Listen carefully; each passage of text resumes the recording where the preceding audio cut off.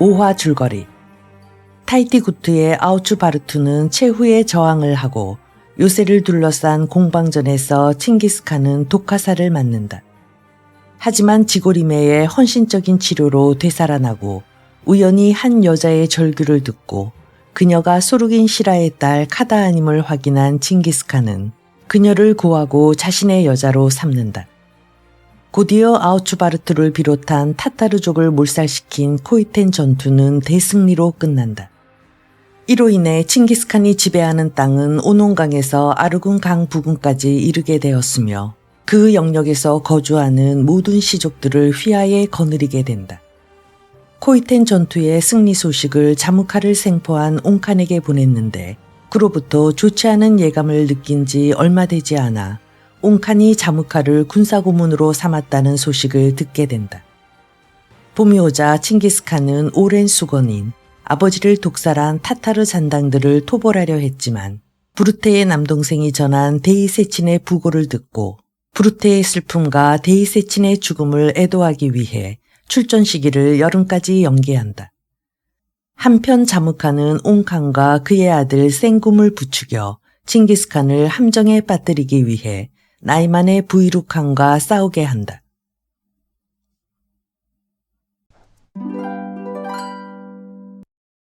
추격해온 동맹군은 궁지에 몰린 쥐처럼 발악하는 나이만 군과 충돌했다. 그리하여 마침내 부이룩칸과 반 이상의 병사들을 죽였으며 나머지는 생포했다. 이곳으로 부르테를 구출할 때 협력해준 빚은 갚은 것이다. 라고 생각했기 때문에 칭기스칸은 전리품을 하나도 요구하지 않고 귀환하기로 했다. 자무카를 인도해달라는 요구는 귀환한 뒤에 적당한 날을 잡아서 할 생각이었다. 돌아가는 길은 내가 정해도 상관없겠지. 귀환 준비가 끝났을 때 옹칸이 말했다. 그렇게 하시지요. 칭기스칸은 선선히 승낙했다. 옹칸을 선두로 한 2만여 개의 병력과 그들을 따르는 나이만의 포로들은 초원을 가로지르면서 흐르는 한 줄기의 강물처럼 이어지면서 전진하기 시작했다. 그런데 20km쯤 행군하여 작은 냇물 근처에서 잠시 휴식을 취하게 되었을 때 생굼이 칭기스칸 쪽으로 오더니 말했다. 아버지가 심한 피로 때문에 괴로워하시고 있어. 여기서부터는 아들 테무친이 선두가 되어 동남쪽으로 행군하라고 말씀하시는데. 알았소. 칭기스칸은 역시 또 선선히 대답하면서 선두에 서기로 했다. 하지만 말을 바꾸어 탄 칭기스칸은 내색을 하지 않으면서 생각했다. 길을 자기에게 맡기라고 했을 때는 아무런 의심도 하지 않았는데 뭔가 이상한 냄새가 난다. 정보 수집에 철저한 옹칸은 부이룩칸의 병력 정도라면 우리 군과 생굼의 부대만으로도 격파할 수 있다는 것을 처음부터 알고 있었을 것이다. 그런데도 그는 늙은 몸으로 채찍질을 하면서 함께 출전했다. 그리고 일부러 승낙을 받을 것도 없는데 길을 맡기라고 말하는가 하면 이번에는 선두에 서서 가라고 한다. 여기엔 뭔가 함정이 있는 것이 아닐까. 동맹군은 행군을 계속하고 있었다. 태양은 어느덧 사람과 말들의 그림자를 길게 만들기 시작하고 있었다. 선두의 칭기스칸 군이 바이다락 강이 흐르는 조원을 통과하고 있을 때 보고루츠가 큰 소리로 칭기스칸에게 알렸다. 저건 나이만의 큰 깃발. 용장 코쿠슈 사브락의 부대입니다. 서라, 모두들. 칭기스칸이 급히 손을 들자 행군하던 군대는 그 자리에 멈췄었다. 초원의 저쪽에서 나이만의 군기들이 바람을 받으며 휘날리고 있었다. 그것들은 코쿠슈 사브락군의 것임에 틀림없었다. 코쿠슈 사브락은 강대한 나이만족 중에서도 특별하게 뛰어난 장군이었으며 그의 이름은 몽골 부대까지도 널리 알려져 있었다. 그는 활의 명수이며 전술도 뛰어난 사나이로 알려져 있었다.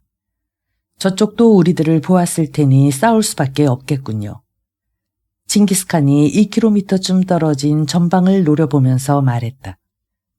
코쿠슈 사브락군이 강하다는 것은 알고 있습니다만 병력은 우리들보다 적은 것 같습니다. 싸운다면 틀림없이 승리할 겁니다. 하지만 저건 코쿠슈 사브락군의 일부인지도 몰라. 후방에 더 많은 병사들이 매복해 있을 가능성이 있다. 옹칸은 눈을 꿈뻑거리면서 전방을 보며 중얼거렸는데 기분이 썩 내키지 않는 모양이었다. 코쿠슈 사브락만 생포하면 별 문제 없습니다. 칭기스칸은 계속해서 그들과 싸우자고 주장했다. 그때 아버님 하면서 생금이 슬며시 끼어들었다. 태양의 위치를 보니 싸우는 도중에 날이 저물겠군요. 여기서 아침이 될 때까지 기다리는 것이 어떻겠습니까? 그래, 일단 그렇게 하는 것이 좋겠다. 옹칸은 그 말을 기다렸다는 듯이 짧게 대꾸하더니 야영하기에 적합한 장소를 찾기 위해 말머리를 돌려 앞으로 나아가기 시작했다. 칭기스칸은 어쩔 수 없이 자기의 군대에게 알렸다. 나이만과는 내일 아침에 싸운다. 오늘 밤엔 푹 쉬도록 하라. 옹칸군은 작은 냇가 근처에 천막을 치는 칭기스칸 군과 제법 멀리 떨어진 곳에서 야영을 했다. 저녁 식사를 끝낸 뒤 천막에서 나온 칭기스칸은 옹칸군의 야영지를 바라보면서 생각했다. 옹칸도 어느덧 늙었다는 이야기인가. 코쿠슈 사브락군을 보기만 하고서도 전의를 상실하다니. 이제까지는 없었던 일인데. 아무래도 내일의 전투는 우리가 주력 부대가 되어 싸워야겠군. 그나저나 역시 뭔가 이상하다. 다음 날 새벽, 칭기스칸은 이동식 막사 밖에서 소리치는 제베의 목소리 때문에 잠에서 깨어났다. 큰일 났습니다. 옹칸이 도망쳤습니다. 뭐라고? 그게 무슨 소린가? 급히 옷을 갖춰 입은 칭기스칸은 천막에서 뛰어나갔다. 함정은 우리를 두고 가는 것이었나. 칭기스칸은 꺼져가는 모닥불 자국이 여기저기 남아있는 옹칸의 야영지를 바라보면서 마음속으로 중얼거렸다. 옹칸의 목적은 처음부터 부이룩칸을 토벌하려는 것이 아니었었다. 처음부터 징기스칸을 코쿠슈 사브라와 맞붙게 하려고 생각했던 옹칸은 그가 바라던 상황이 되자 진지의 모닥불들을 피워 야영하는 것처럼 가장하고는 슬그머니 이동하여 카라세올강 상류로 이동해버렸던 것이다. 돌이켜 생각하면 매우 간단한 함정이었다. 옹칸이 기로의 코스를 자기가 정했다가 도중에 칭기스칸의 부대를 앞세운 것은 그 자신은 용장 코쿠슈 사브락의 둔영지의 위치를 알고 있었기 때문이었다. 이대로 있다가는 코쿠슈 사브락의 군대에게 습격을 받게 됩니다. 어서 피합시다. 그나저나 옹칸은 어째서 도망친 것일까요? 우리와 힘을 합쳐서 싸우면 충분히 이길 수 있을 텐데. 동생인 템게가 다가서며 말하자 칭기스칸은 씁쓸해한 미소를 흘리면서 대꾸했다. 자무카가 옹칸을 부추겨 우리를 버리게 만든 거다. 예. 그때 보고루추가 큰 소리로 외치면서 달려왔다. 칭기스칸, 도망친 것은 옹칸뿐만이 아닙니다. 알탄과 쿠차루, 다리다이의 모습도 보이지 않습니다. 뭐라고? 그들이... 칭기스칸의 목소리에 노기가 어리고 있었다. 타타르와 싸웠을 때 전리품을 숨겨놓았던 것이 발각되어 심하게 힐책당했던 세 사람은 칭기스칸에게 원한을 품고 있다가 결국 옹칸에게 투항한 것이었다. 알탄이 칭기스칸의 배다른 동생인 페르구티에게 안다가 되자고 깨었던 것은 언제나 기회를 보아 반기를 들게 되었을 때 반란군의 우두머리로 써먹기 위해서였다. 쿠데타에 실패했을 경우 페르구티의 부추김을 받았다고 주장하면 자신들의 생명만은 보장받을 수 있을 것이라는 계산을 했기 때문이었다. 하지만 페르구티가 응하지 않자 불안해하다가 밤사이에 옹칸의 편이 된 것이었다. 그것은 결국 페르구티가 알탄에게 유혹받았다는 사실을 형에게 알리지 않았기 때문에 발생한 또 하나의 사건이었다. 가까운 친척이었기 때문에 처벌을 가볍게 해주었는데 그때 모두 베어버렸어야 했다. 칭기스칸은 크게 탄식하면서 후회했다. 하살과 보로쿨이 환한 얼굴로 다가오더니 소리치는 것처럼 말했다. 지금 곧 출발하면 옹칸을 따라잡을 수 있습니다. 알탄과 두 놈을 잡아 목을 칩시다. 우리의 부대만으로 나이만과 싸웁시다. 검은 숲으로 돌아갈 것이 뻔한 옹칸군은 뒤로 미루고 지금은 나이만의 부대를 공격해야 합니다. 하지만 칭기스칸은 옹칸의 부대를 뒤쫓는 것도 나이만과의 싸움도 허락하지 않았다. 오늘은 일단 그대로 철수하기로 하자. 코쿠슈 사브라카는 언젠가 다시 싸울 날이 오겠지. 예? 그대로 돌아가다니요. 이 상태로 코쿠슈 사브라군과 싸우게 되면 승리한다고 해도 많은 희생자들이 생겨나게 된다. 그렇게 되면 뻔히 알면서도 온칸의 함정에 빠지는 결과가 된다. 그럼 알탕과 두 놈은 어떻게 하실 겁니까? 하살이 다그치는 것처럼 묻자 칭기스칸은 다시 대답했다. 온칸에게 투항한 자들을 죽이게 되면 케레이토와의 전면전에 돌입하게 된다. 지금은 일단 피하고 기회를 보다가 온칸과의 대화로 해결하고 싶다. 그의 병력은 일단 알타이 강이 합류되는 지점을 건너 사라강 근처에서 주둔했다. 칭기스칸을 감쪽같이 함정에 빠지게 만든 온칸은 의기양양하게 검은 숲을 향해 행군을 계속하고 있었다. 테무친을 칸으로 추대했던 알탄과 쿠차루, 다리다이, 하단, 달루, 툴루안이 일시에 투항해온 사건은 그의 기분을 더욱 좋아지게 만들어주고 있었다. 그런데 모닥불을 피웠던 장소에서 반나절 정도 진군했을 때 그들의 뒤쪽에서 대지를 뒤흔드는 것 같은 말발굽 소리가 들려왔다. 아니, 저건. 온칸은 뒤통수를 얻어맞은 것처럼 깜짝 놀라지 않을 수 없었다. 지금쯤 칭기스칸의 군대와 싸우고 있을 것이라고 생각했던 나이만의 군대가 그들에게 들이닥친 것이다. 코쿠슈 사브락은 전날 초원에서 목격했던 것보다 훨씬 많은 병력을 이끌고 돌진해오고 있었다. 코쿠슈 사브락은 용맹무쌍한 칭기스칸의 군대와 싸우기에 앞서 늙은 온칸이 이끄는 사기가 떨어진 군대를 먼저 격파해야겠다고 판단했던 것이다. 부이륙한과의 싸움으로 나도 병사들도 지쳐있다. 승산이 없는 싸움은 원치 않는다. 온칸은 부하들에게 항전하라는 명령을 내리지도 않고 도망치기 시작했다. 그들을 아들 생굼과 막내 동생 자카 간보 등이 뒤따랐다.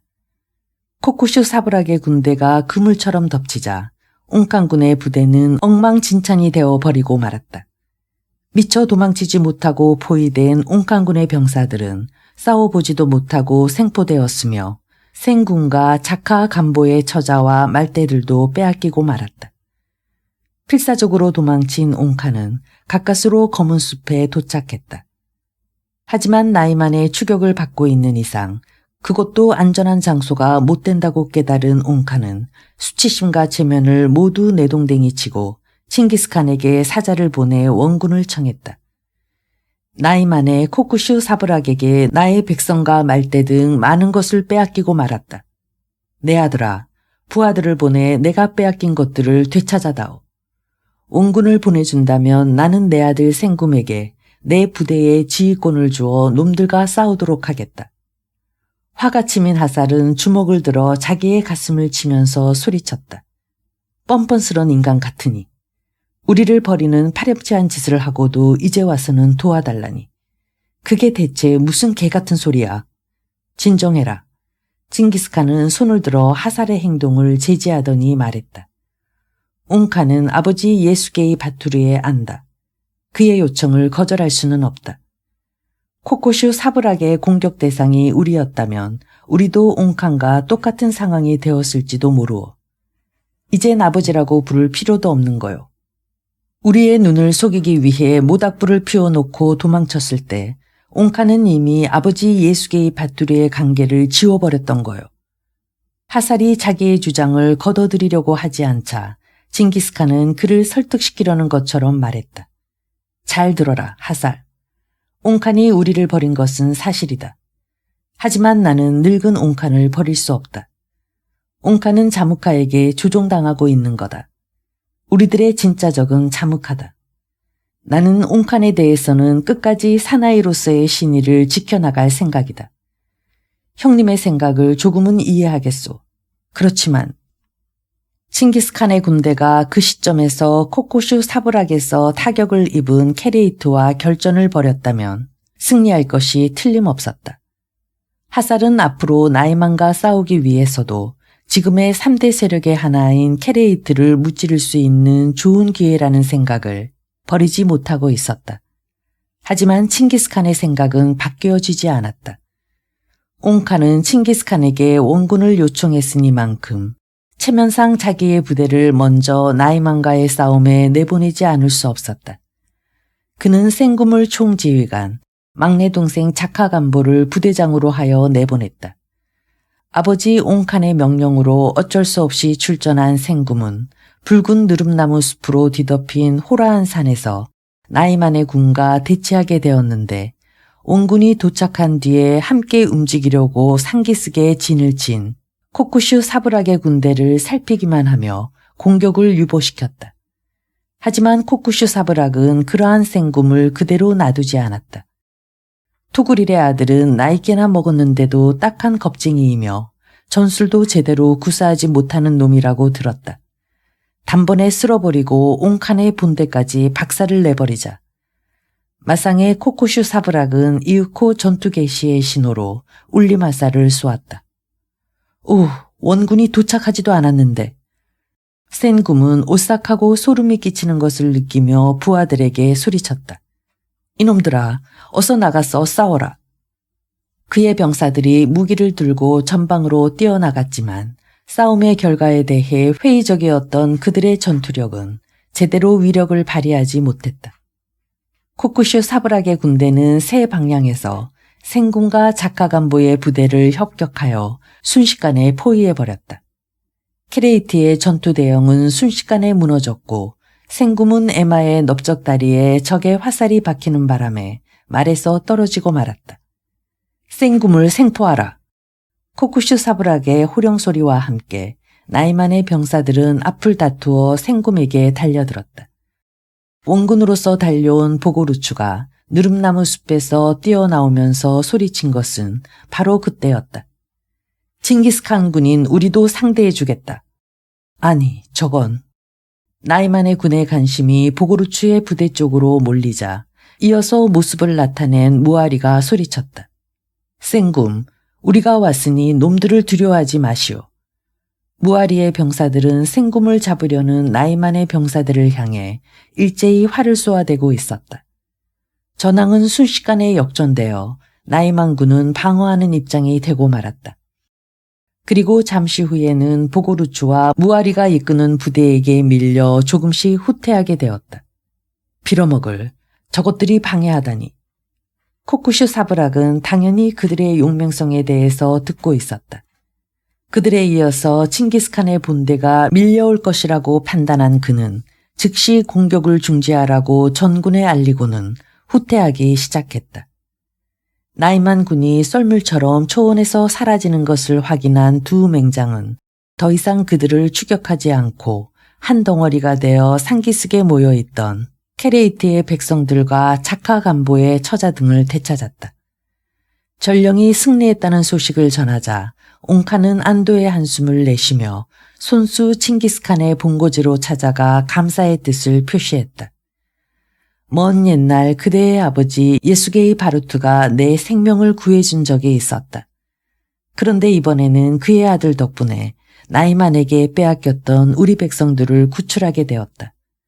그 은혜에 보답하겠다고 하늘과 땅의 신에게 맹세하고 싶다. 옥자 옆에 앉은 옹칸은 정중하게 말하며 징기스칸의 손을 잡았다. 그리고는 목소리를 낮추며 말을 이었다. 나도 이제 늙었다.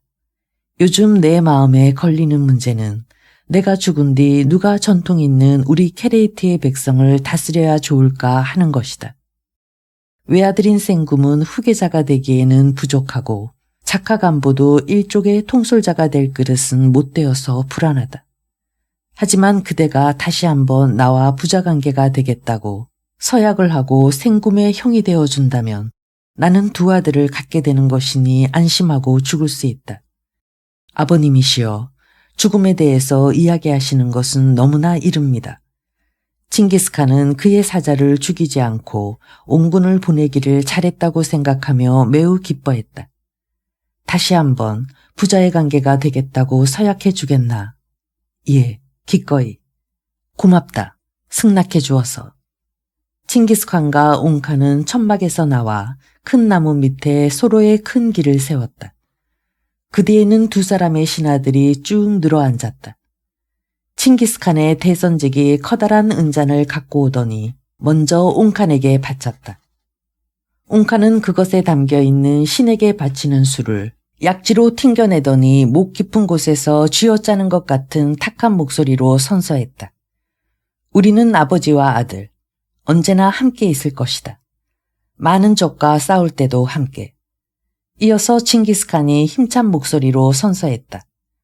우리들 부자의 사이를 교활한 여우가 충동질을 해도 귀를 기울이지 말고 못된 책략에도 걸려들지 맙시다. 여우는 말할 것도 없이 자무카를 암시하는 것이었으며 옹칸은 칭기스칸의 말을 이해했다. 앞으로는 우리 부자가 얼굴을 맞대고 서로의 눈을 똑바로 보면서 직접 이야기한 것들만 믿기로 하자. 알겠습니다. 아들 테무친이여, 내가 천국으로 간 뒤에는 생군과 함께 케레이트를 다스리도록 하라. 아버지 옹칸이시여, 잘 알겠습니다. 두 사람은 은잔의 술을 돌려가면서 마셨다. 이어서 신하들도 두 사람의 서약을 지켜본 증인의 자격으로 돌려가면서 은잔의 술을 마셨다. 옹칸은 그날 밤 칭기스칸의 천막에서 예수이와 예수겐이 따라주는 술을 마시며 예수게의 바투르가 얼마나 용맹했으며 덕망이 있었던가에 대해서 이야기하며 주름이 많은 얼굴에서 시종 웃음을 거둬들이지 않았다. 다음 날 아침 옹칸은 마차에 타면서 말했다.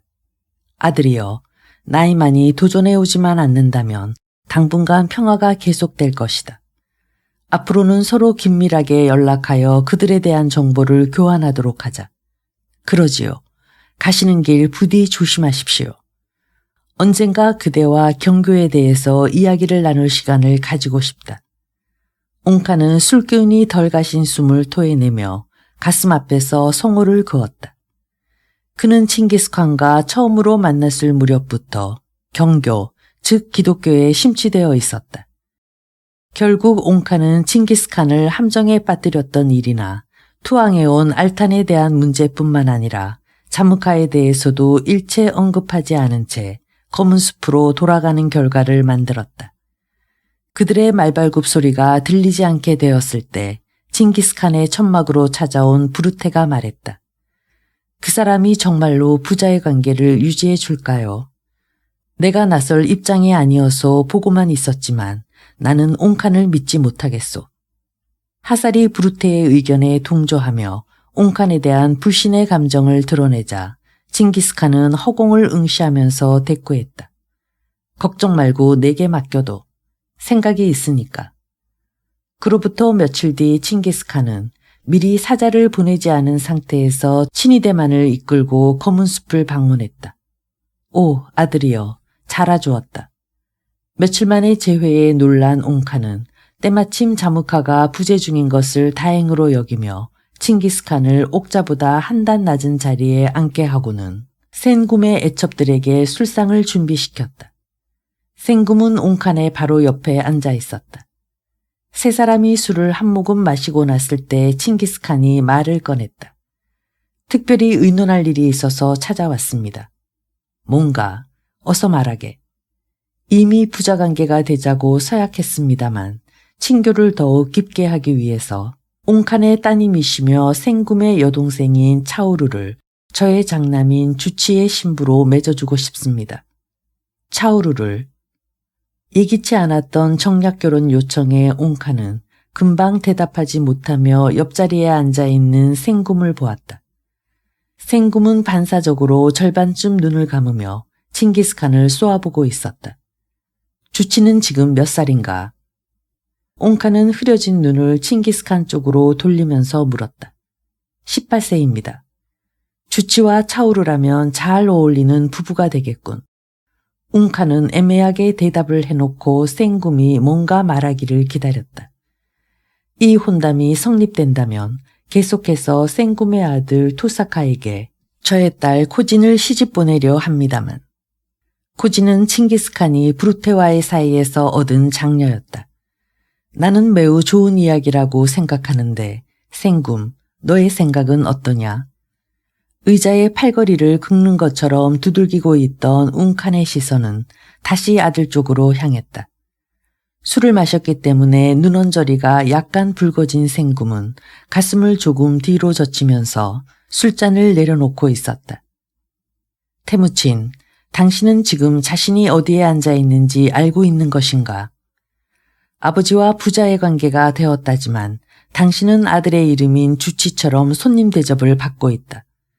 우리와 인척이 되어 정자에 앉게 된다고 해도 출입하는 자들 때문에 신경이 쓰여져서 앉아있기가 불안해질 뿐일 텐데. 오만한 생금은 비꼬면서 그렇게 내뱉었다. 그의 말은 옹칸이 죽은 뒤 부리지기드의 칭기스칸이 케레이트의 공동 통치자가 된다고 해도 자기를 따르는 신하들의 움직임에 신경이 쓰여져 뜻대로 모든 일에 전념할 수 없을 것이라는 뜻을 담고 있었다. 또한 주치는 칭기스칸의 친자식이 아니다. 어느 놈의 자식인지 알 수 없다는 뜻도 포함되어 있었다. 칭기스칸은 자기보다 어린 자에게 모욕을 당하자 심한 분노를 느꼈다. 옹칸의 아들이 아니었다면 앞뒤 가리지 않고 검을 뽑아 그 자리에서 베어버렸을 것이다. 평상시에도 경고망동하기를 잘하는 생금의 아기의 참 말에 태무치는 대꾸할 말조차 잊고 있었다. 아버지는 아버지, 아들은 아들이다. 나는 당신의 제의를 거절하겠다. 생금은 여동생을 주치에게 주는 것을 딱 잘라 거절했다. 생금. 당황한 옹칸은 너무나 약해진 목소리로 더듬거렸다. 생금이여, 잘 생각해서 말해야 한다. 늙은 옹칸의 눈에서는 어느샌가 눈물이 솟아나고 있었다. 그는 어리광을 부리며 멋대로 자란 생금을 제대로 다루지 못하고 있었다. 지금 당장 대답을 하라는 것은 아니다. 징기스칸은 억누르기 힘든 분노와 커다란 실망감을 동시에 맛보면서 간신히 냉정한 상태를 유지하고 있었다. 아무 때라도 좋으니 사자를 통해 대답을 보내주시오. 표범의 것처럼 반짝이는 눈으로 생금을 날카롭게 노려본 칭기스칸은 옹칸에게 정중하게 절을 한 뒤에 그 자리에서 나왔다. 가을빛이 한층 짙어진 초원을 말을 타고 천천히 걸으면서 칭기스칸은 부르테의 말이 너무나 빨리 현실이 되었다고 생각했다. 아버지 옹칸과 부자의 관계가 된 것은 무엇 때문이었던가? 청혼을 거절당한 이상 옹칸은 둘째로 치더라도 생금에게 의리를 지킬 필요는 없어졌다. 본거지로 돌아온 칭기스칸은 검은 숲에서 있었던 일에 대해서 외룬이나 부르테에게 말하지 않은 채 이동 준비를 하라고 일족에게 명령했다. 한편 칭기스칸이 다시 부자의 관계를 맺었을 뿐만 아니라 옹칸에게 혼단까지 꺼냈다는 것을 알게 된 자무칸은 촉각을 곤두세우며 긴장하게 되었다. 드디어 태무친과 결전할 때가 다가왔다. 서둘러서 그놈을 없애버리지 않으면 케레이트를 빼앗기게 되고 내 몸도 위험해지게 된다. 라고 생각하면서 19. 자무카의 흉계. 예년에 비해서 큰 눈이 내리거나 강추위가 몰아닥치는 날들이 비교적 적었지만 옹칸의 사자는 겨울이 끝날 때까지 한 번도 칭기스칸을 찾아오지 않았다. 소식이 없는 것은 옹칸이 생금의 반대 때문에 나의 결혼 제의를 묵살했기 때문일 것이다. 사자를 보내지 않음으로써 표면상으로는 평화를 유지하고 있다. 하지만 그 같은 평화는 자무카가 농간을 부려 문제를 발생시키면 맥없이 무너져 내릴 것이다. 모든 원인은 자무카에게서 비롯되고 있다.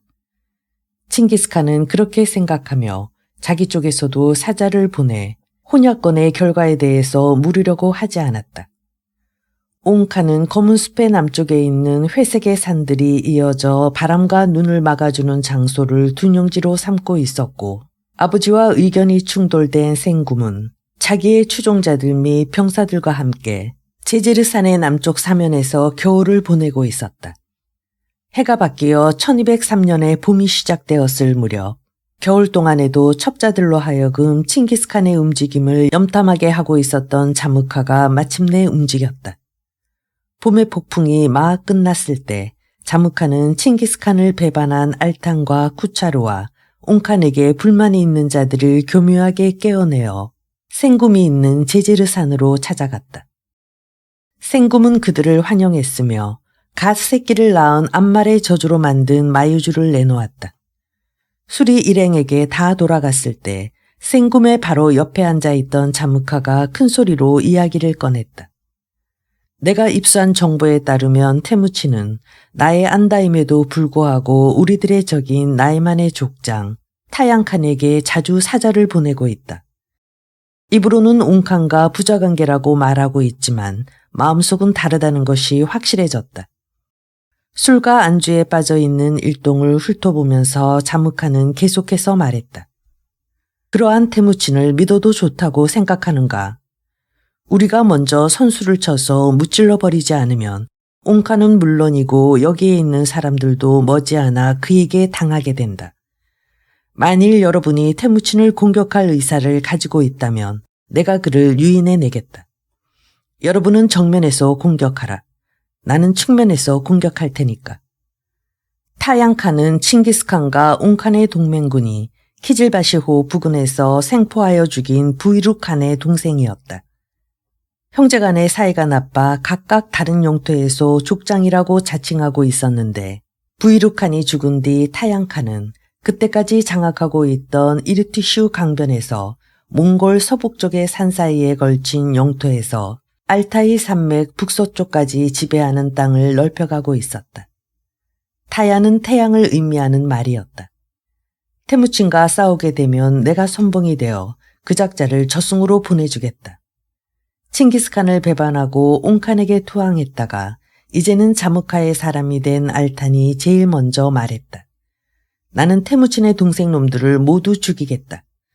알탄과 행동을 함께한 쿠차르도 술잔을 비우며 내뱉듯이 말했다. 그대는 자무카의 계략에 말려든 생굼이 토그릴에게 눈을 돌리며 물었다. 나는 테무친의 군대와 싸우기 전에 노매 영지에 흩어져 있는 백성을 탈취하는 역할을 맡으면 어떨까? 백성이 인질이 된다면 테무친은 싸움터로 나오지도 못하고 항복해버릴지도 모른다. 그것도 묘한 일로군. 생굼이 토그리를 지켜 세우자 자무카는 그에게 속삭였다. 생굼이여, 우리들의 뜻을 옹칸에게 전하여 테무친을 토벌하러 출전하는 것을 허락받아 주시오. 알겠다. 아버지는 저 세상으로 가시기 전에 어떻게 해서든지 전체 몽골을 통일하는 대칸이 되기를 바라고 있다. 테무친을 없애버리겠다고 하면 속으로는 크게 기뻐하실 것이다. 생굼은 즉시 부하를 보내 그 같은 뜻을 전하게 했는데 전가를 받은 옹칸은 크게 놀라며 탄식했다. 도대체 왜 그렇게 테무친을 좋지 않게 생각하는가? 그처럼 신세를 졌으면서도 그를 적으로 삼는다면 신에게 버림을 받게 될 것이다. 자무카는 원래 말만 잘하는 모사다. 그와 함께 어울려 테무친과 싸우는 것은 절대로 인정할 수 없다. 보고를 받은 생굼은 아버지가 자기의 생각을 받아들일 것이라고 생각하고 있었기 때문에 크게 낙심했으며 아버지를 설득시키기 위해 직접 검은 숲으로 갔다. 아버님은 이제 음식이 목에 박혀 토해내는 것도 괴로울 정도로 늙으셨는데 아들의 의견에 귀를 기울이시지 않으시면 어떻게 합니까? 지금이라도 테무친의 공격을 받아 패하게 된다면 당신의 아버님인 쿠루차쿠스칸이 고생하며 통합시킨 많은 백성을 테무친이 제멋대로 부려먹게 될 것입니다. 그래도 상관없다는 얘기입니까? 의자에 깊숙이 앉은 옹칸은 계속해서 기침을 해대면서 대답했다. 아들아, 테무친은 신의를 존중하는 사나이다. 부자의 인연을 맺은 그가 나에게 도전해올 리가 없다. 너는 자무카에게 노란하고 있는 것이다. 자무카는 테무친의 원수이며 우리들의 힘에 의존하여 테무친을 쓰러뜨리고자 하는 것뿐이다. 노망이 들어 판단력이 흐려지신 겁니까? 자무카에 대해 나쁘게 이야기하자 생굼은 아버지에게 폭언을 퍼부었다. 그런 정도로 테무친을 감싸려면 부자 간의 인연을 끊게 해주십시오. 멋대로 함부로 말하지 마라. 옹칸은 쿨룩거리는 소리를 내면서 심하게 기침을 했다. 더 이상 이야기를 해봤자 소용이 없을 것 같군요. 생굼은 성난 얼굴로 그렇게 말하더니 발소리도 거칠게 출구로 향했으며 문지방을 구둣발로 짓밟으며 밖으로 나가버렸다. 아들에게 버림받은 옹카는 의기소침해졌으며 자리에 눕게 되었다. 자무카에게 태무친과 싸워 이길 수 있는 능력이 있다고는 생각하지 않는다. 하지만 생금도 한창 나이이니 어쩌면 내가 걱정하는 것보다는 잘 해낼 수 있을지도 모른다. 며칠 동안이나 생각을 되풀이하던 늙은 옹카는 결국 사자를 보내 생금을 불러오도록 했다. 생금은 호위병과 함께 즉시 찾아왔다. 너는 나의 후계자로서 우리 백성을 버릴 수가 없다고 말했었지. 때문에 태무친이 공격해오기 전에 먼저 그를 쳐야 한다고. 신하의 팔에 의지하며 가까스로 옥자로 몸을 옮긴 옹카는 알아듣기 어려울 정도로 쇠잔해진 목소리로 물었다. 그렇습니다. 난 드디어 결정했다. 옹카는 심하게 쿨럭거리면서 기침을 해댔다. 기침이 먹기를 기다렸다가 생금이 물었다. 태무친과의 싸움을 인정해 주신다는 겁니까? 그렇다. 하지만 신의를 지킨 칭기스칸을 공격함으로써 신의 가호를 받지 못하게 되어도 후회하지 마라. 옹카는 가슴 앞에서 송호를 그으며 말을 끝냈다. 너희들 마음대로 해라. 아버지, 자리에서 벌떡 일어난 생금은 옹칸 앞에서 무릎을 꿇으며 떨리는 목소리로 말했다. 감사합니다. 즉시 준비를 갖추어 출전하겠습니다. 생금이 기뻐하는 모습을 내려다보는 옹칸의 흐린 눈에 또다시 눈물이 떠오르고 있었다. 그것은 계속해서 마음고생시키는 아들에 대한 연민의 정이 어린 눈물이었다. 제지르산으로 돌아온 생금은 잔뜩 들뜬 목소리로 자무카에게 말했다. 여러 가지 이야기들이 오가기는 했었지만 아버지는 결국 태무친과의 싸움을 인정해 주셨다. 잘 됐군. 즉시 출전 준비를 합시다. 옹칸의 반대 때문에 초조해하던 자무카는 뒤늦게나마 자기의 뜻대로 일이 진행되자 가슴속이 후련해졌다. 출전 준비는 좀 늦어도 될 거야. 생금이 희죽 웃으면서 말하자 자무카는 의아해하는 얼굴이 되었다. 실은 여기에 돌아오는 도중에 좋은 생각이 떠올랐어. 호, 무슨 생각이지요? 태무치는 지난 가을에 내 누이 동생 차우르를 주치의 신부로 맞이하게 해달라고 요청했었다. 그 자리에서 거절했다고 말하지 않았소. 내일이라도 태무친에게 사자를 보내 결혼을 승낙했다고 전하게 할 작정이다. 설마 진심으로 그럴 생각은 아니겠지요. 물론이지. 적당한 날을 정해 약혼 피로연을 할 테니 오라고 해서 태무친을 불러들여 피로연의 분위기가 절정에 달했을 때 체포해버리는 거야. 하, 과연 옹칸의 아드님. 정말로 근사한 묘안을 생각해냈소. 멋지군요. 자무카는 손뼉을 칠 정도로 감탄하며 맞장구를 쳐댔다. 태무친을 붙잡아두고 출전하면 그놈의 군대를 쉽게 일망타진할 수 있을 거요. 그대도 역시 그렇게 생각하는가. 하하하하. 무사인 자무카를 감탄하게 만든 생금은 지나치다고 느껴질 정도로 크게 웃어댔다. 생금은 그날로 축하연의 날짜를 정해 사자로 하여금 칭기스칸에게 달려가 알리게 했다. 생금님께서는 차우르를 주치의 신부로 삼기로 결정하셨습니다. 그리하여 약혼을 축하하는 자리를 만들어 굳은 언약의 술잔을 나누며 진수성찬을 함께 들자고 말씀하셨습니다. 사자가 공손하게 아뢰자 칭기스칸은 머리를 끄덕이면서 대답했다. 알았소. 먼 길을 오느라고 수고가 많았소이다. 생금이 뒤늦게 어른이 되었나 보지. 반드시 약혼하게 될 것이라고 믿지는 않았지만 칭기스칸은 그 같은 소식을 기다리고 있었다. 생금은 못마땅하기는 하지만 부자의 관계를 맺은 옹칸의 아들이었다. 칭기스칸은 주치와 10명의 호위병을 데리고 7일 후에 거행될 축하연에 참석하기 위해 생금에게로 가게 되었다. 생금의 아들 투사카와 자기의 딸 코진의 약혼 문제는 옹칸을 직접 만나 마무리 지을 생각이었다. 오전에 출발한 칭기스칸은 해가 질 무렵에 문리크의 천막에 있는 초원에 이르렀으며 그날 밤은 그곳에서 묵기로 했다. 문리크여, 기뻐해주게. 생금이 드디어 자기의 여동생을 주치에게 주겠다고 허락했네. 주인의 자리에 앉은 칭기스칸은 어느덧 머리가 하얗게 센 문니크에게 말했다.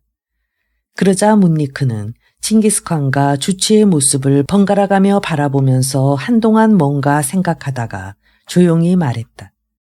초원에서는 소문이 들판의 불처럼 빠르게 퍼지는 법. 주치의 신부로 차우루를 요구했다는 말을 나도 들었소이다. 생굼이 칭기스칸을 깔보고 그 제의를 거절했다는 이야기도. 그런데 이제 와서 왜 약혼 축가주를 나누며 함께 진수성찬을 먹자는 말을 꺼내게 되었을까요? 실은 나도 그것이 마음에 걸렸다. 자만심이 강하며 칭기스칸까지도 깔보는 생굼이 갑자기 여동생을 주겠다고 생각을 바꿨다는 것이 어쩐지 이상합니다. 여기에는 뭔가 흉계가 숨겨져 있는 것이 분명하오. 칭기스칸이시여, 생굼의 뒤에 자무카가 있다는 사실을 잊으셨소. 그곳에 가는 걸 취소하는 것이 좋겠습니다. 몽닉은 그의 아버지 차라카처럼 지혜가 많은 남자였다. 하지만 나는 생굼의 사자에게 간다고 말했다. 이제 와서 물러설 수는 없지 않은가. 이건 함정이라니까요. 문니크는 칭기스칸의 잔에 마유주를 따라주면서 말을 이었다. 누군가를 대신 보내어 핑계를 대면 되지 않겠습니까? 봄이 되어 말이 여의었기 때문에 군마들이 살찔 때까지는 본거지에서 떠날 수 없게 되었다라고 말입니다. 과연 거절할 수 있는 좋은 구실이로군. 가족과 마찬가지로 소중한 말 때문이라면 그들도 납득할 거야. 문니크의 의견을 받아들임으로써 칭기스칸은 아슬아슬하게 위태로운 상황에서 빠져나갈 수 있었다. 칭기스칸은 호위병으로 데리고 왔던 부하들 중에서 둘을 골라 대리인으로 약혼 축하연에 참석하도록 했다.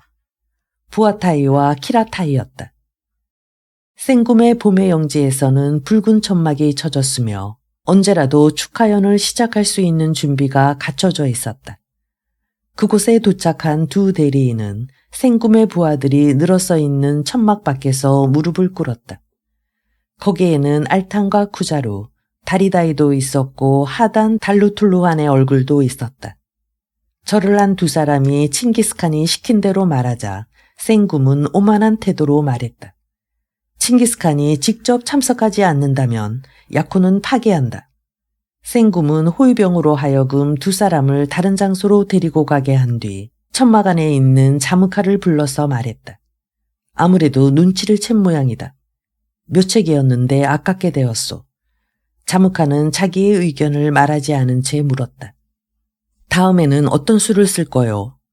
내일 아침에 아버지 옹칸의 부대와 함께 출전할 생각이다.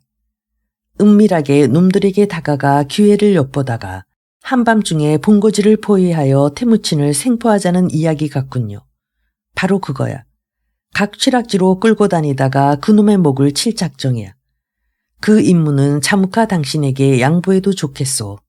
아니요. 태무친의 목은 옹칸이 쳐야 어울릴 거요. 아버지는 그놈의 아버지에게 목숨을 구원받은 적이 있으니 거절하실 거다. 좋아.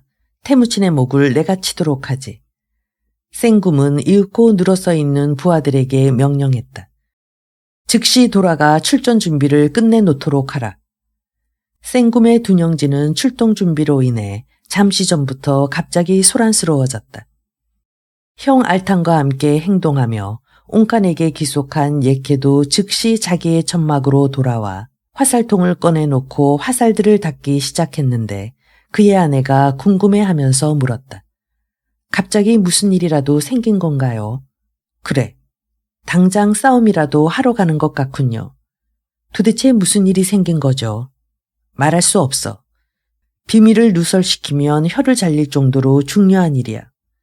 나는 당신의 아내잖아요. 입도 무거운 여자고 말이에요. 그러니 말해줘요. 누구와 싸우러 가는 거죠? 실은 내일 아침이 되기 전에 출전하여 태무친을 사로잡기로 했다. 예키는 아내의 성화에 못 이겨 작전 내용에 대해서 말하고 말았는데 바로 그때 알탄과 예케 형제를 섬기는 마부가 마유를 든 통을 들고 오다가 천막 밖에서 그 이야기를 듣게 되었다. 이거 큰일 났구나. 마국간으로 돌아간 그는 같은 마부인 키실릭에게 방금 들은 이야기를 전했다. 그럼 어떻게 해야 하지? 어떻게 하긴. 둘이서 함께 여기서 빠져나가 보고루츠에게 알려야지. 언제까지나 마부 노릇을 하면서 살아갈 수는 없지 않은가. 좋아. 그렇다면 그들이 출전하기 전에 떠나자.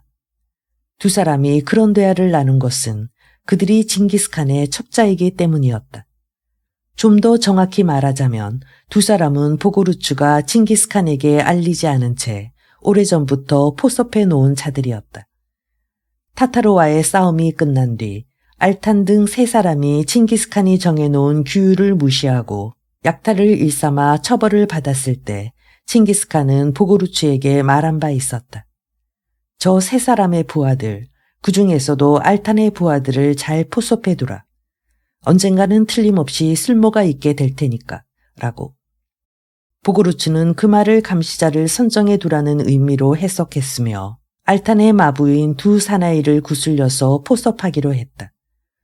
보고루츠는 알탄이 없을 때 몇 번인가 둘을 자기의 천막으로 불러들여 좋은 술과 음식을 대접하며 말했다. 주인에게 불만이 있으면 언제라도 들어주겠다. 자네들이 마부 노릇만 하고 있는 것은 아까운 일이라고 항상 생각하고 있었다. 기회를 봐서 걸맞는 지위를 주라고 칭기스칸에게 말씀드릴 생각이다. 알겠습니다. 무력이 있을 뿐만 아니라 머리 회전도 빨랐던 키실락은 보고루츠가 의도하는 것이 무엇인지 이내 알아차리고는 결정적인 기회가 오기를 기다리고 있었다. 보고루츠의 회유책이 오랜만에 효력을 나타내게 된 것인데 결과적으로는 칭기스칸의 해안이 좋은 결과를 가져오게 했다고 말할 수 있다. 방금 한 말이 사실인가? 꽤나 늦은 시간인데도 잠들지 않고 있다가 두 사람을 맞은 칭기스칸이 물었다. 그렇습니다. 우리가 드린 말씀에는 한 가닥의 거짓말도 없습니다. 생굼은 지금쯤 이미 출전했을 겁니다. 작전을 세운 것은 옹칸인가? 칭기스칸은 옹칸과 부자의 관계를 맺었을 때를 상기하면서 물었다. 옹칸은 그때 교활한 여우의 부추김에 말려들지 않겠다고 약속했던 것이다. 그건 잘 모르겠습니다만 작전은 자무카가 세웠겠지요. 그는 군사 고문이니까. 역시 자무카를 없애버리지 않고서는 평화를 유지할 수가 없다. 자리에서 벌떡 일어난 칭기스칸은 즉시 장수들을 깨워 전투 준비를 갖추게 했다. 이번에는 징기스칸 군의 주둔지가 갑자기 소란스러워지기 시작했다. 무수한 횃불들이 밝혀진 어둠 속에서 출전 준비는 빠르게 갖추어졌다. 칭기스칸의 병력은 2만 6천여기였다. 20. 사막에서의 혈전. 날이 새기 전에 출전한 칭기스칸은 초원을 피해 한라하 강에서 가까운 삼림지대를 헤치고 들어가 마우산의 북쪽을 지키고 있는 지고리메와 만났다. 언젠가는 자무카를 군사로 삼은 옹칸의 군대와 싸우게 될 것이라고 생각했습니다만 예상했던 것보다 빠른 전투가 되었군요. 지고리메는 즉시 의학적인 지식을 전수받은 병사들로 하여금 각종 약초와 치료기구 등을 준비케 하는 동시에 군비도 갖추게 하여 칭기스칸 군에 합류했다. 중군을 이끄는 칭기스칸은 선봉대에게 많은 정찰병을 내보내라고 명령하고는 진군을 계속했다. 칭기스칸의 삼남인 오고타이가 아버지의 바로 뒤에서 따라오고 있었다. 오고타이로서는 첫 출전이었다. 다음 날 저녁 무렵 칭기스칸 군은 정면에 펼쳐진 할라알지드 사막을 바라보면서 잠시 동안 휴식을 취했다. 공기가 건조하여 심하게 땀을 흘리는 바람에 사람들도 말들도 수분 공급이 필요했기 때문이었다. 더욱이 생굼은 물론 자무카도 사막으로부터 공격해 오리라고는 생각지도 못할 것이라는 예측이 있었기 때문이었다. 석양이 사막을 붉은색으로 물들이기 시작하고 있었다. 칭기스칸 군의 수많은 큰 깃발들이 바람을 맞으며 펄럭였다. 그런데 징기스칸이 지고리메 등의 장수들을 수레바퀴가 달린 이동식 본부로 불러 마유주를 권하며 목을 축이고 있을 때 정찰병이 돌아와 보고했다. 옹칸의 군대가 지금 마유산 남쪽의 붉은 느릅나무 숲을 가로질러 이쪽으로 진군해 오고 있습니다. 옹칸이 직접 출전했던가? 칭기스칸이 묻자 정찰병은 즉시 대답했다. 예, 저의 눈으로 옹칸의 큰 길을 확인했습니다. 물론 생굼의 깃발도. 자무카도 함께 있었습니다. 역시 자무카로군. 우리 군이 한라알지도 사막 방면으로부터 진군해 오리라고 읽다니. 칭기스칸은 비록 적이지만 그의 능력을 높이 평가하면서 다시 물었다. 적의 병력은 우리보다 약간 많은 3만 안팎이라고 생각됩니다. 그래. 머리를 끄덕인 칭기스칸은 말에 올라타더니 남쪽 방향으로 조금 달려갔다. 과연 뭉클거리는 모래먼지가 거대한 해일처럼 밀려오고 있었다. 그리고 그것의 앞에서 펄럭이고 있는 것은 틀림없는 옹칸의 커다란 깃발이었다. 딱가신 아버지 옹칸. 자무카의 부추김을 받아 늙은 몸으로 채찍질을 하면서 출전했단 말인가. 자무카의 큰 깃발까지 확인한 칭기스칸은 이내 되돌아와 전군에게 진군 명령을 내렸다. 아니, 저건 태무친의 큰 깃발.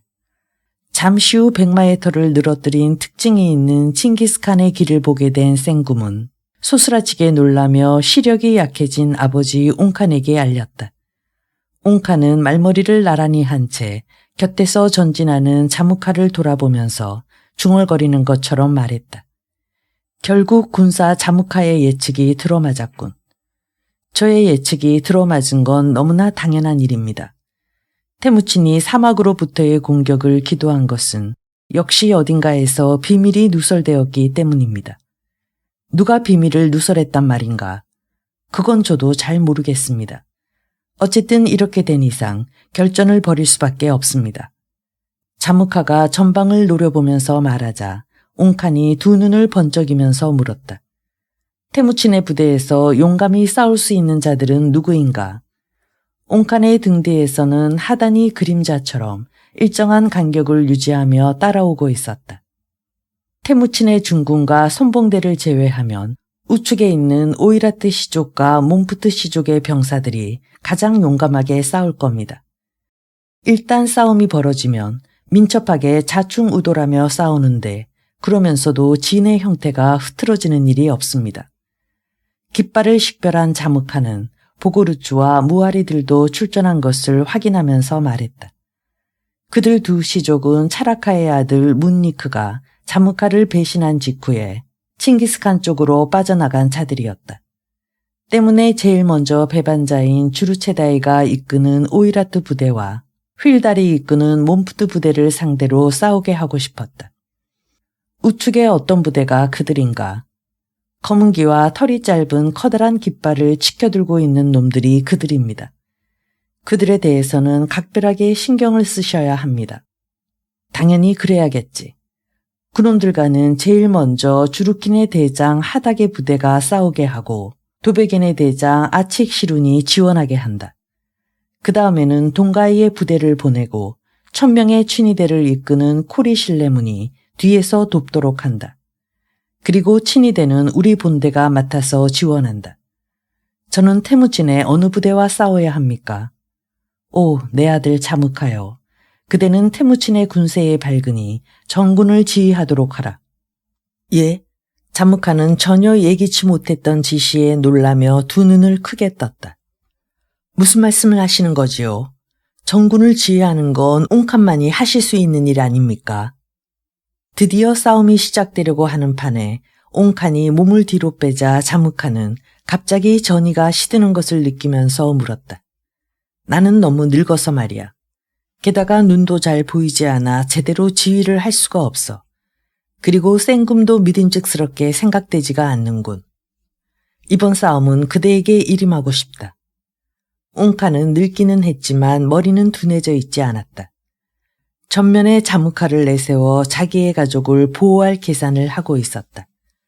자무카는 대답하고 싶은 생각까지도 없어져 옹칸의 본대에서 자기의 추종자들이 있는 곳으로 말을 몰았다. 그것을 본 옹칸이 자무카가 왜 저러는 거지? 하고 묻자 곁에 있던 누군가가 적당히 둘러댔다. 자기의 부대에 지시를 내리려는 것이겠지요. 자무카는 옹칸과 생굼이 들을 수 없는 장소에서 부하들에게 말했다. 옹칸이 난데없이 나에게 정군을 지휘하라고 말하는데 모두들 알고 있는 것처럼 태무친과 나는 오랫동안 안다였었다. 따라서 이렇게 출전하기는 했지만 정군을 지휘하면서까지 안다와 싸울 수는 없다고 생각한다. 알고 보니 센군뿐만 아니라 옹칸도 자신있게 작전을 구사하지 못하는 겁 많은 사나이에 불과했다. 오늘까지 그런 사나이를 따랐던 것이 부끄럽게 생각된다. 그래서 어떻게 하시겠다는 거요? 우리는 이미 적과 대치하고 있단 말입니다. 알탄이 묻자 자묵하는 대답했다. 여기서 지금 말할 수는 없지만 좋은 생각이 있다. 어쨌든 이번에는 태무친과 싸우지 않겠다. 정말로 변덕이 심한 사나이로군. 알탄은 떨떠름해하면서 얼굴을 찡그리며 동생 예케와 아들 나린이 있는 쪽을 보았다. 예케는 마부인 키실릭과 바다이가 모습을 감춘 것은 칭기스칸과의 싸움을 두려워했기 때문이라고 멋대로 판단하며 나린과 잡담을 하고 있었다. 깃발들이 하늘을 가릴 것처럼 펄럭이는 가운데 양군의 대치 상태는 그대로 계속되고 있었다. 병력만을 가지고 비교한다면 태무친 쪽이 패한다. 양군의 병력을 비교하면서 마음속으로 중얼거리던 자묵한은 문득 칭기스칸에게 옹칸의 작전 내용을 알려줘야겠다는 생각을 했다. 옹칸의 앞날은 짧고 후계자인 센굼은 일족을 통솔할 능력을 가지고 있지 못하다. 이 싸움에서 태무친이 이기게 해주면 언젠가 나에게 득이 될 것이다. 자묵한은 즉시 사자를 보냈다. 사자는 옹칸이나 센굼에게 들키지 않도록 할라알지드 사막을 가로막고 서 있는 언덕의 뒤쪽으로 우회하여 말을 몰았다. 칭기스칸 군의 맨 끝에 있었던 지고리메에게 접근하여 용건을 말한 나이가 지긋한 사자는 칭기스칸을 만나게 되자 이렇게 말했다. 옹칸이 태무친의 부대에서 용감히 싸울 수 있는 자들은 누구인가 라고 묻기에 자묵한님이 오이라트 시족과 몬푸트 시족이 가장 용감하다고 대답했더니 옹칸은 주르킨의 부대를 선봉군으로 하고 그들을 지원하는 부대로 도베겐의 대장 아칙시룬을 붙였소. 또한 도베겐을 후원할 부대로는 동가이군을 붙이기로 했고 동가이를 후원할 부대는 1000명의 친위대를 이끄는 코리 신레문을 붙이기로 했소. 친위대를 후원할 부대는 중군인 옹칸의 대부대요. 그런데 옹칸이 갑자기 자묵한님에게 정군을 지휘하라고 말했고 자묵한님은 그 말에 따르지 않았소. 태무친과 나는 오랫동안 안다였었다. 이렇게 출전하기는 했지만 정군을 지휘하면서까지 안다와 싸울 수는 없다고 생각한다. 알고 보니 옹칸은 자신있게 작전을 구사하지 못하는 겁 많은 사나이에 불과했다. 라고 우리들에게 말하면서 그리고 징기스칸 당신에게 이런 말을 전하라고 하셨소. 옹칸은 이미 뇌가 썩어 망령이 든 노인에 불과하다. 조금도 두려워할 것이 없다. 신중하게 대처하면서 싸우면 반드시 승리하게 될 것이다 라고. 자묵하 이 녀석, 이제 옹칸을 배신하겠다는 건가? 과연 대단한 녀석이로군. 사자를 돌려보낸 칭기스칸은 그것이 자묵하의 속임수가 아닌지 잠시 생각한 뒤에 오이라트 시족의 주루체다이와 몬푸트 시족의 휠다를 불렀다. 두 사람이 이끄는 부대들은 그 즈음에 전투력이 더욱 향상되어 어느 쪽에 선봉을 맡겨도 좋다는 자신감을 심어주고 있었다. 주루체다이와 휠달이여, 적은 서전에서 그대들과의 전투를 원하고 있다. 누구든지 우리 군의 선봉이 되어 싸움을 시작해주게. 칭기스칸이 말하자 주루체다이가 주먹으로 가슴을 치면서 대답했다. 제가 선봉대를 이끌겠습니다. 그러자 그보다 나이가 위인 휠달도 왕성한 전의를 보이면서 말했다. 제가 먼저 나가서 옹칸의 군대를 격파하겠습니다. 그렇다면 둘이서 함께 선봉대가 되어 싸워보도록 하라. 알겠습니다. 그러지요. 기울어지기 시작한 석양의 햇살을 받으면서 주루체다이와 휠달 두 사람은 각각 자기의 부대를 이끌고 출전했다. 두 사람의 부대가 움직이는 것을 본 케레이트의 군은 요란하게 징을 쳐댔으며 옹칸의 작전대로 주르킨 시족의 부대를 선두로 돌진해왔다. 자묵한은 그때 자기의 부하들을 이끌고 전선에서 이탈하고 있었다. 함께 있던 사람을 배반하는 것은 그에게 있어서 새삼스러운 일이 아니었으며 그다지 힘든 일도 아니었다.